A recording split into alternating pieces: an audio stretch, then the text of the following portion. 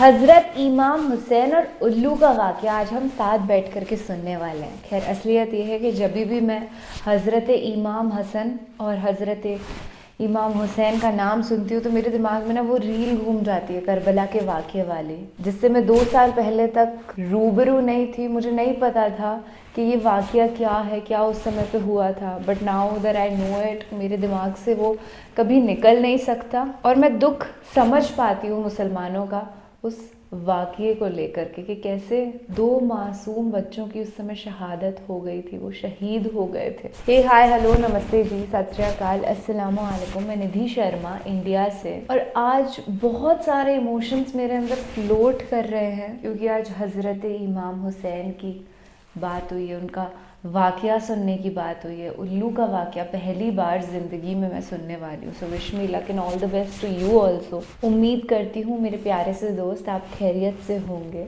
आप सभी जानते हैं कि मुझे इस्लामी वाक़ये सुनना बेहद पसंद है, क्योंकि मैंने एक चीज़ नोटिस करी है, इसे सुनने के बाद ना आपके दिमाग में पॉजिटिव थॉट्स आते हैं, मॉरल वैल्यूज़ बहुत बढ़ जाती हैं। क्या आपको भी ऐसा महसूस होता है? तो कमेंट सेक्शन में बताइएगा ना। अब एक बार वाक़या सुन ले, उसके बाद ढेर सारी गुफ्तगू करेंगे। बिस्मिल्लाहिर्रहमानिर्रहीम। अस्सलामुअलैकुम। मकतब टीवी देखने वालों को आरजे मोहम्मद नईम नई वीडियो में खुशामदीद कहता है।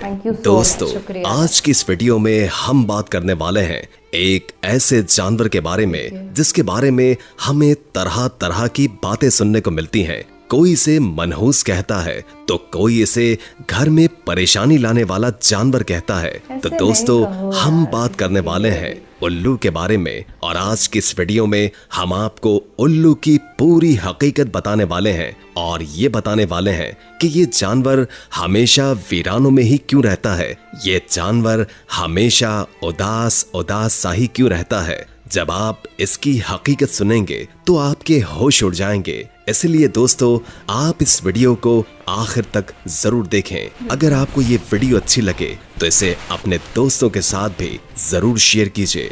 तो दोस्तों, चलिए शुरू करते हैं। दोस्तों, उल्लू को तो आपने अपनी जिंदगी में कभी न कभी जरूर देखा होगा, और आपने ये भी महसूस किया होगा कि ये जानवर हमेशा उदास उदास सा रहता है, और ये वीरान जगहों पर ही रहना क्यों पसंद करता है। सोचने की बात है कि उल्लू हमेशा वीरान जगहों पर ही क्यों रहता है, और आपने इस बारे में जरूर सोचा होगा कि उल्लू हमेशा वीरान जगहों को ही क्यों पसंद करता है। तो दोस्तों, हम आपको इसकी पूरी सच्चाई बताने वाले हैं, इसकी हकीकत बताने वाले हैं कि उल्लू वीरान जगहों पर ही क्यों रहता है, आखिर इसकी वजह क्या है, और इसके बारे में जानकर आप हैरान और परेशान हो जाएंगे। दोस्तों, एक मर्तबा एक शख्स हजरत इमाम जाफर सादिक की खिदमत में हाजिर हुआ और अर्ज करने लगा, इमाम जाफर सादिक, आप मुझे बताइए कि ये जो उल्लू परिंदा है वो हमेशा वीरान जगहों पर ही क्यों रहता है, और ये हमेशा उदास उदास क्यों रहता है। जब हजरत इमाम जाफर सादिक ने ये सुना तो आप फरमाने लगे, ऐ शख्स, इस परिंदे को जैसा तुम आज देख रहे हो, ये परिंदा हमेशा ऐसा नहीं था। ये उल्लू पहले वीरान जगहों पर नहीं रहता था और न ही ये उदास रहता था। इसके साथ एक वाकया पेश आया है, इसके बाद से ये परिंदा ऐसा हो गया है। ये सुनकर वो शख्स अर्ज करने लगा, या हजरत, कैसा वाकया, क्या हुआ था इस परिंदे के साथ? तो हजरत इमाम जाफर सादिक फरमाने लगे, ऐ शख्स, ये परिंदा हजरत मोहम्मद सल्लल्लाहु अलैहि वसल्लम के अहल से मोहब्बत करने वाला परिंदा है। ये पहले वीरान जगहों पर नहीं रहता था, मगर जब से करबला का वाकया हुआ है, इसके बाद से ये परिंदा वीरान जगहों पर रहने लगा है। हुआ ये कि जब इस परिंदे को पता चला कि हजरत इमाम हुसैन अपने काफिले के साथ करबला के मैदान में रुके हुए हैं, तो ये परिंदा 9 मुहर्रम की रात करबला के मैदान में जा पहुंचा और जाकर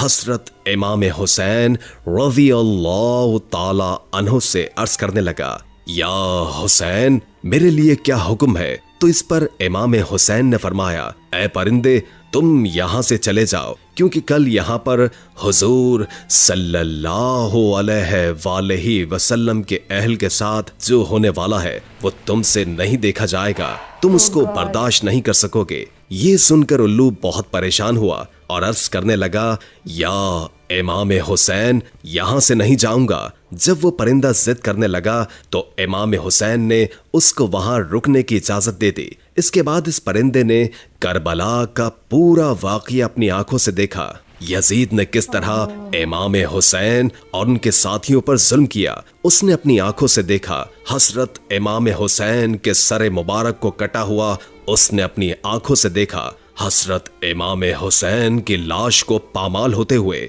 उसने अपनी आंखों से देखा। ये जुल्म देखने के बाद इस परिंदे के दिल में इंसानों के लिए नफरत बैठ गई और इंसानों पर से इसका भरोसा उठ गया। तभी से ये परिंदा इंसानों से दूर ऐसी जगहों पर रहने लगा जहां पर इंसानों की परछाई भी इस पर न पड़ सके। इसी तरह दोस्तों, ये उल्लू हुजूर सल्लल्लाहु अलैहि वसल्लम की अहल से मोहब्बत करने वाला परिंदा है, मगर आज भी बहुत से लोग उल्लू को मनहूस समझते हैं। अगर ये घर के आसपास आकर बोल देता है तो वो ये सोचते हैं कि हमारे ऊपर कोई आफत या मुसीबत आने वाली है। कई बार तो लोग इसके बोलने की वजह से अपने घर बार तक छोड़ देते हैं। दोस्तों याद रखें कि उल्लू को मनहूस कहना जाहिलाना सोच है। ये बेचारा तो एक जानवर है, एक परिंदा है जो कभी कभार बोलता है और इससे कुछ भी नहीं होता।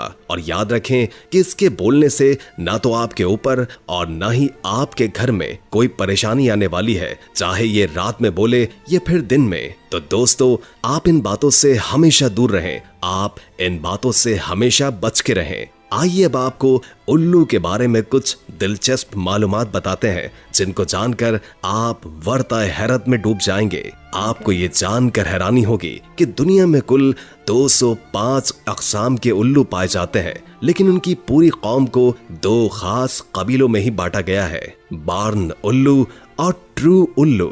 याद रहे कि चूहे, गिलहरियां, खरगोश, चिड़िया, कीड़े मकोड़े वगैरह किसानों के दुश्मन होते हैं, लेकिन उल्लू इनको अपनी खुराक बनाकर करोड़ों का अनाज बचाता है और लोगों की माली मदद करता है। इसलिए उल्लू किसानों का दोस्त कहलाता है। आमतौर से इनकी उम्र 1-2 साल ही होती है। दोस्तों आपको बताते चले कि आम तौर से उल्लू अपना घोंसला पेड़ों के खो में बनाते हैं जो जमीन से तकरीबन 20 मीटर की ऊंचाई पर होता है। इसके अलावा खंडरात या वीरान इमारतों, कुओं में भी घोंसला बनाते हैं। दोस्तों आपको बताते चले कि उल्लू से मुतालिक दीगर बातों के अलावा इंसान को मुखातिब करते हुए एक गलत बात ये भी बोली जाती है कि उल्लू की तरह दीदे नचा रहे हो।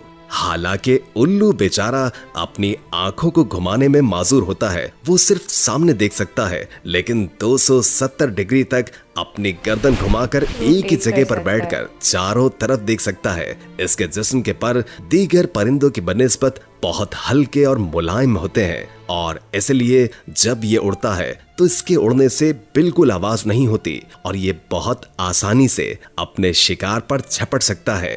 दोस्तों याद रहे कि मुख्तलिफ ममालिक में उल्लू से मुतालिक मुख्तलिफ दिलचस्प अकीदे पाए जाते हैं। जैसे बरतानिया में उल्लू बोलने या उसके रोने की आवाज को मनहूस समझा जाता है। जनूबी अफ्रीका में उल्लू की आवाज को मौत की अलामत समझा जाता है। कनाडा में 3 रात लगातार उल्लू के बोलने पर खानदान में किसी की मौत यकीनी समझी जाती है। अमेरिका के जनूबी और मगरिबी दोनों हिस्सों में उल्लू का देखा जाना मनहूस समझा जाता है। चीन में उल्लू दिखाई देने पर पड़ोसी की मौत की अलामत समझी जाती है। ईरान में उल्लू की अच्छी आवाज को खुशी की अलामत मानते हैं। रोने जैसी आवाज बुरी अलामत मानी जाती है। तुर्की में भी उल्लू की आवाज को मनहूस ही समझा जाता है, लेकिन सफेद उल्लू को साद माना जाता है। हिंदुस्तान में घरों पर उल्लू का बैठकर बोलना अच्छा शगुन नहीं माना जाता। मुझे लगता है कि ये जो सोच है कि अपशगुन हो जाएगा, गलत हो जाएगा, ये सोच कहीं ना कहीं गलत है, क्योंकि सनातन धर्म के अंदर उल्लू जो है उसको माता लक्ष्मी का वाहन माना गया है। जैसे इस्लाम के अंदर हमने सुना ना, करबला का वाकया इस प्यारे से परिंदे ने अपनी आंखों से देख लिया था, तो उसके बाद से ये सैड हो गया, ये वीरान जगहों पर जाकर के रहने लग गया। वैसे ही अलग अलग धर्म ग्रंथों के अंदर अलग अलग मान्यताएं हैं।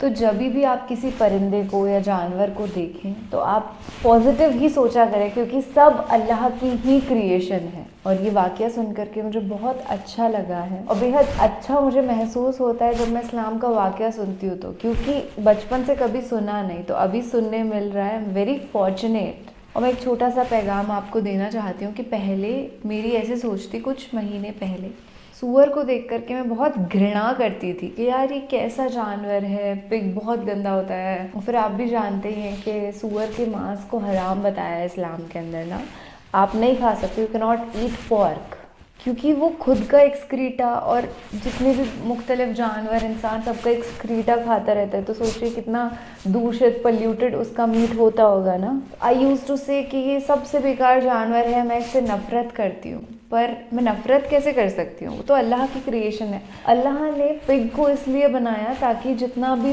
वेस्ट पड़ा हुआ हो ना जो ज़मीन पे, उसको वो अपने अंदर ले जाए और ज़मीन साफ़ हो जाए। तो नफ़रत किसी भी हमें जीव से नहीं करनी है, हमें अहिंसा से यहाँ पे रहना है। और सबसे बड़ी है मानवता, इंसानियत, जो कि हमें हर धर्म में सिखाई जाती है। पर फिर भी लोग वोट बटोरने के कारण मुख्तलिफ धर्मों के अंदर विवाद पैदा कर देते हैं, लड़ाइयाँ करवा देते हैं। लड़ने की कोई बात ही नहीं है। इस ज़मीन पे, इस धरती पे हम प्यार करने के लिए आए हैं, तो प्यार करते हुए ही जिएंगे और ऐसे ही मर जाएंगे। उम्मीद है आज का ये वाक़या सुन करके आपको भी कुछ नॉलेज मिली होगी और मुझे भी आपके साथ कुछ नॉलेज मिल गई है। ये जो प्यार, शांति, चैन, अमन का पैगाम है ना, इसे बहुत बुलंद रखो, इसे हमेशा फैलाते रहो, हमेशा प्यार करते रहो, खुश रहो। खुश आमदीद। अपना और अपने पूरे परिवार का ख्याल रखना दोस्त, क्योंकि तुम अनमोल हो और इस अनमोल होने का रीज़न ये है कि तुम प्यार करना जानते हो। अल्लाह हाफ़िज़।